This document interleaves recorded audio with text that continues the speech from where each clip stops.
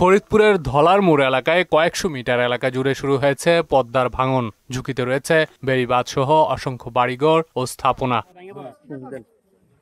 ভাঙন ঠেকানো না গেলে সহায় সম্বল হারিয়ে পথে বসতে হবে কয়েকশো পরিবারকে।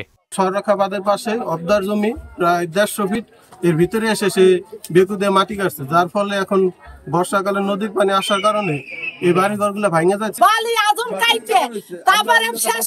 বেকু দিয়ে গর্ত করছে, বেকু দিয়ে মাটি কাটছে, পরে এটা ভরার জন্য আবার গান কেটে লাগাইছে। আপনারা দেখেন অবদার যে মূল বেড়িবাঁধ সেটা আজকে হুমকির মুখে পড়ছে এবং এখানে আজকে 300-400 পরিবার এখানে হুমকির মুখে পড়ছে। অপরিকল্পিতভাবে বালু উত্তোলনের ফলে দিক হারাচ্ছে পদ্মা। এলাকাবাসী বলছেন, এ নিয়ে বারবার অভিযোগ দিলেও আমলে নেয়নি কর্তৃপক্ষ বা বালু খেকুরা।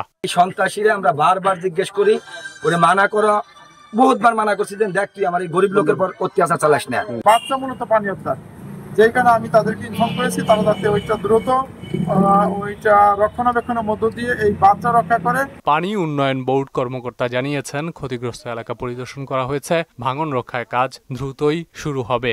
এই মুহূর্তে যেহেতু বন্যা পরিস্থিতির সম্ভাবনা রয়েছে এবং আগামী 3 দিনের ভিতরে পানির লেভেল আরও বৃদ্ধি পেলে উক্ত জায়গাটি যে কোনো সময় ভাঙন কবলিত হতে পারে।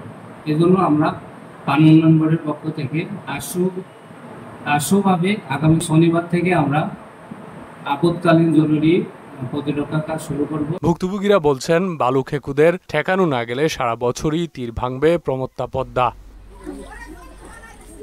তানজিদ ভুইয়া, মোহনা সংবাদ।